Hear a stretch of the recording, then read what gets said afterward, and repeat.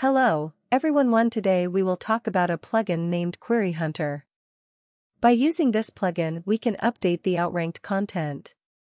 At first, we have to install the Query Hunter plugin. The installation process of Query Hunter is pretty tough, so it's better to follow the official manual. I will provide the official guideline, how to install and integrate the Query Hunter. At first, I will search a content which has been outranked by Google, as you can see. Previously, it was shown at the first result with snippet, but now it get outranked. So let's start the optimization. Open the Gutenberg default editor of WordPress. Give some time to load the keywords. Then insert the keyword according. First we select the top 100 queries and try to analyze the queries has been shown in Google result.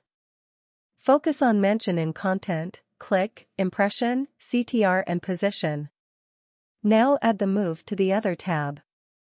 No mention, low CTR, page 2 and questions.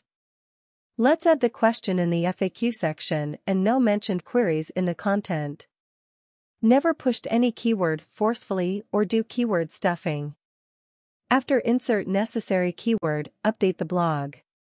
Let's see the result after 12 hours. Hurrah, the content has got its previous position.